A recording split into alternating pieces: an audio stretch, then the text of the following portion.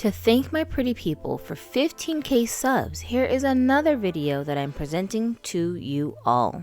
My name is Gypsy and this is Broken Dolly TV, and as I promised in my previous uploads, when I was trying out the head swapping on my new dolls, the Barbie Basics collection of 2025 that recently dropped, I realized that the neck pegs have a special design to allow us to pull the heads off easier. Here's a comparison of how the older pegs look compared to the newer ones. The base peg on the newer ones are smaller in circumference, as you can see, so I decided to try modifying our existing doll bodies to see if we can duplicate the design of the Barbie Basics dolls' neck pegs. If we can successfully do this, it's going to make things so much easier when we want to swap heads. I've tried this with a few different body types and it was working for all of them. It doesn't take long to do, so we're just going to get started.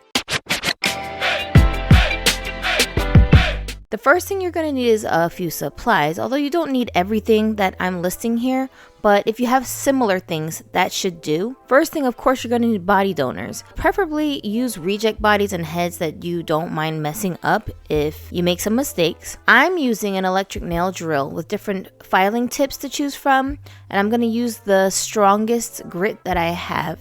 If you need one of these, they're pretty cheap.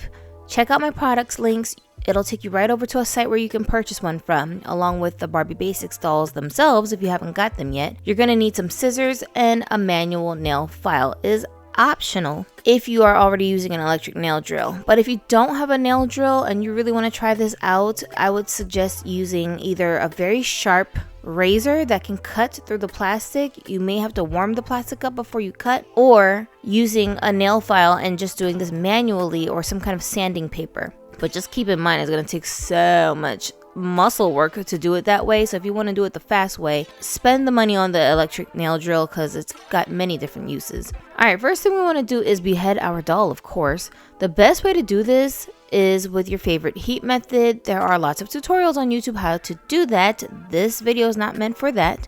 I did see another technique that might be good for you without using any heat. I saw that over on my Homegirl Dollhouse Curator's channel, so let me show you a quick clip from her video so you can get an idea of what she did. I did mention that I had found a channel, or I saw a tip on the channel. I never was able to find out what channel it was, y'all. That gave us some quick little tips on how you can do head swaps without having to use hot water. So the tip that the creator does is they take the doll and push the neck, the head down on the neck as far as it can go, like that. See, she's no neck.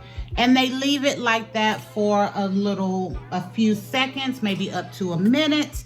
And then it should make for a super easy way to get the head off of the body without having to warm the head up.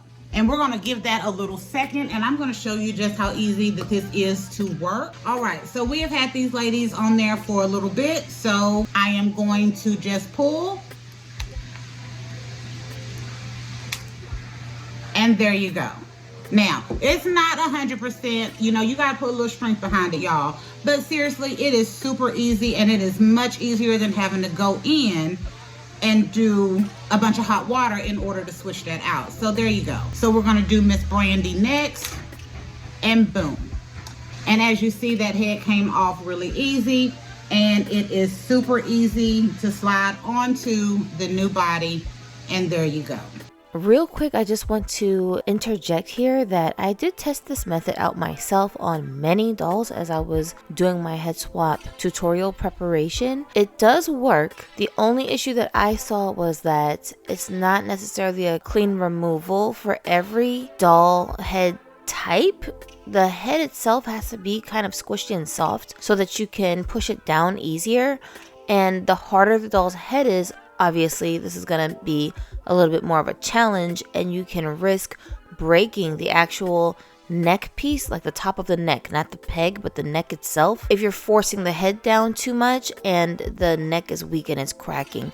Sometimes, you know, when we do different head swaps, depending on the method we use to remove the doll's head in the first place, if it's a donor body that you're using and you've already taken a head off, it could weaken certain parts of the doll's neck or the neck peg mechanisms. So Just be careful as you're using this method. It works best, I think, with dolls who have softer heads, like I said, and original body types.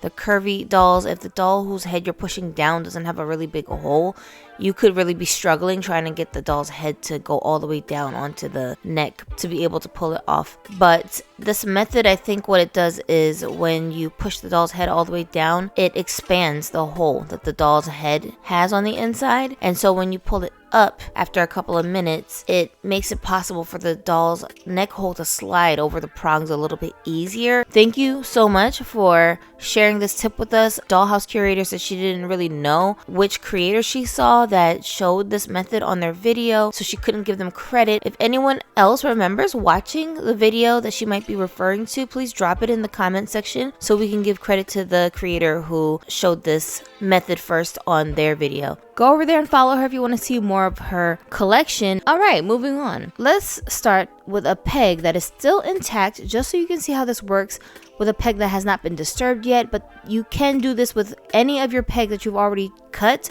so don't worry, I'm gonna show you that later. We're gonna snip off the little pointy prongs that are on the side, but don't cut it off completely just yet. When you're all done with this, you can chop that piece off and be good to go, but you can leave it there too if you don't want to be bothered. The two pieces on the side is going to act like a guide for how much we want to drill off the sides. So now, before we start cutting, if this is going to make you feel a little bit less nervous, then take a Sharpie pen and just draw guidelines around the base of the peg. Honestly, you don't need to do this, but I just thought if you're like me and very anxious person, you might want to do this just to make yourself less nervous. Now I'm going to turn on my drill. Everybody's drill is going to have different settings, so I can't tell you which one exactly to use. I'm just choosing a random setting that's a few notches higher than what I would use for my actual nails. I want it to move very, very fast. I know this looks scary, but don't worry, you can touch the drill while it's moving. It's not going to harm you. There's nothing sharp on it. You're not going to get cut. It's not dangerous. But just be careful that you're gripping your doll properly so that you don't accidentally get the drill on different parts of the doll's body and shave off parts of the plastic on her body. We don't want that. So just make sure you have a good grip. We're going to start shaving away. Try to line up the sides that you're shaving off with the prongs that we cut off earlier so that we know how far to take it in. The idea is to just do this on each side, and when you're finished, the circumference of the base should be very close to the size of that hole in the neck. You don't want the base to be bigger than the width of the neck. Now, because I'm speeding up parts of this video, you can't tell exactly how quick this method really is. It is only going to take you like 1 to 2 minutes to do this per body. I know it looks rough and jagged, but there are no sharp edges. You can touch and rub all the parts that you're shaving off on the neck peg. It's not going to cut you. There's nothing sharp here, so you don't need to be like nervous that it's a safety hazard. Of course, it looks very messy, so you might want to use the manual file to clear off the little pieces as you're going so you can see what you're doing. Now we want to compare these pegs to see how similar the width is compared with a Barbie Basics peg.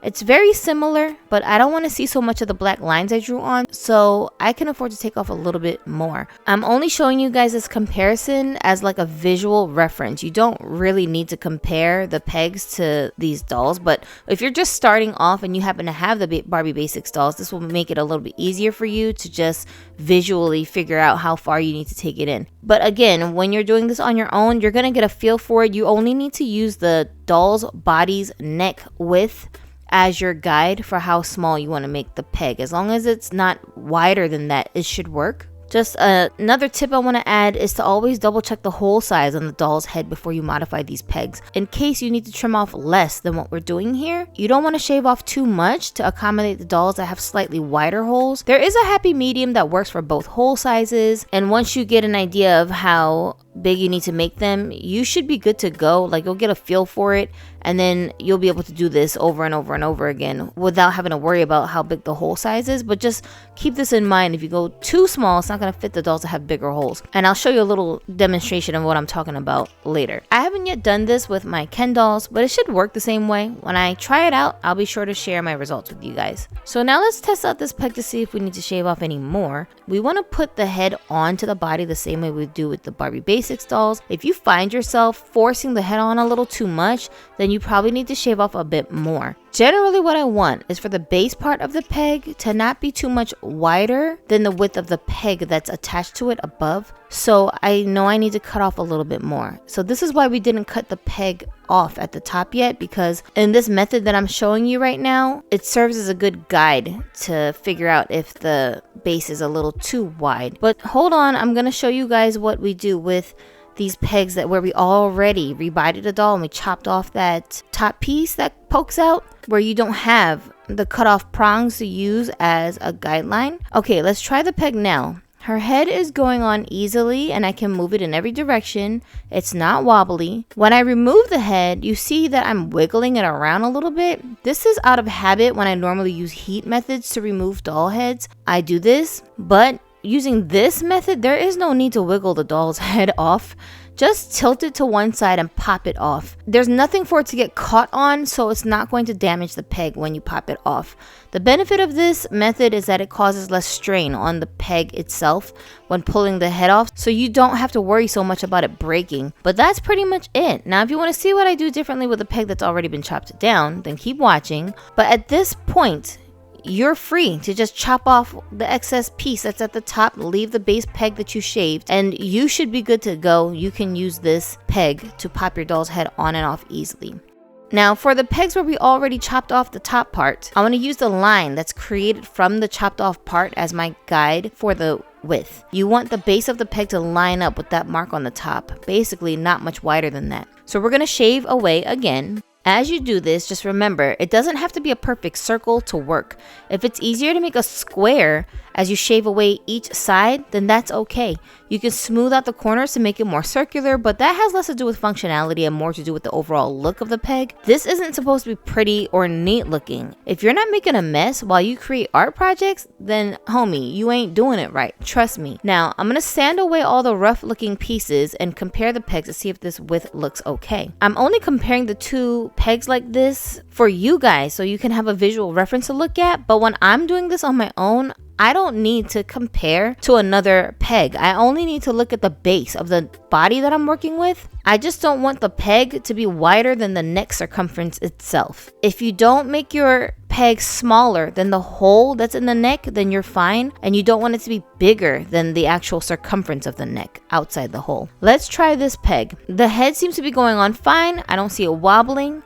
And as you pull it off, again, don't wiggle the head like I was doing. Just pop it off by pulling the head to one side, as you can see that I'm doing here. You can do this with all of your Barbie bodies, but keep in mind, if the hole is bigger on your doll's head, the peg needs to be slightly wider than what I'm doing here, but not much bigger. You can also add rubber bands around the peg or add stuffing to the doll's head on the inside to make the wobbling a little bit less intrusive if you really need to. But here's an example of some dolls with bigger holes in the head. It's only slightly bigger. When I try this head on this body, you'll see that it's wobbling. So just make sure that the neck peg is not shaved off too much for these bigger holes. There's actually a standard size that can accommodate both hole sizes, but you do need to play around with it a little bit just to make sure that you get it just right. So use a few different test heads to see what works for you until you get the right width. Generally, sticking to the width of the neck itself as your guide for the base of the peg should work just fine for you. And always shave less and keep stopping to test the heads to make sure that you have a little bit more to go before you settle on what size you want the pegs to be. Personally, I'm planning to do this with all of my rebody dolls because I like switching doll heads often. I'm always trying to see what body type will look good on different heads. This is a great option also for folks who like to share donor bodies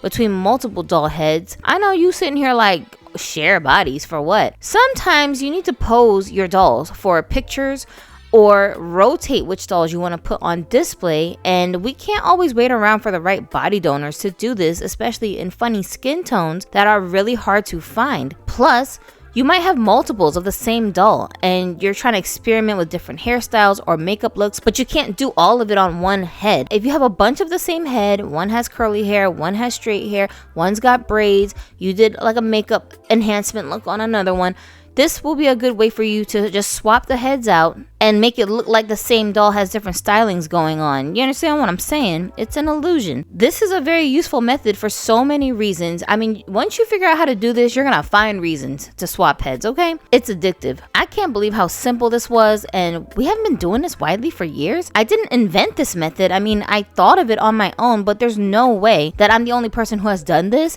I don't know why this is not more widely talked about between customizers who have already been doing this, but I guess everybody's not a content creator, and making tutorials, it's really not easy to do. Broken Dolly TV is definitely a place on YouTube where you're gonna find in-depth tutorials for practical modifications like this, such as my teeth removal tutorial, which is still the only one on YouTube like it after all these years.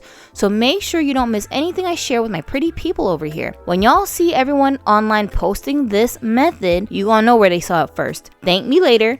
I don't want to see anybody struggling to rebody their dolls anymore, so please make sure you share this video on your socials and with your dolly friends who are customizers and modifiers. This is going to save us so much money on body donors. Will this work with non-Barbie brand bodies? I don't know, but you can always try it.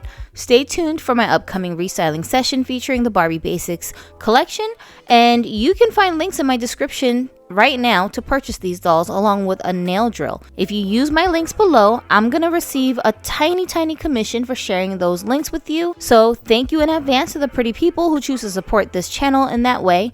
It doesn't cost you anything extra. I can't wait for more dolly fun with y'all. I'm off to film my next video now, and because of y'all, I've already surpassed 15k subs. Our next big goal is 20k, so help us out by joining the Pretty People crew and subscribing. I love to see you guys in the comments, especially the ones who love to leave paragraphs. We are a big family here, so don't be shy. I will see you soon. My name is Gypsy and yours is not, but now that I've shared this modification with you, I know you're gonna have a dolly day.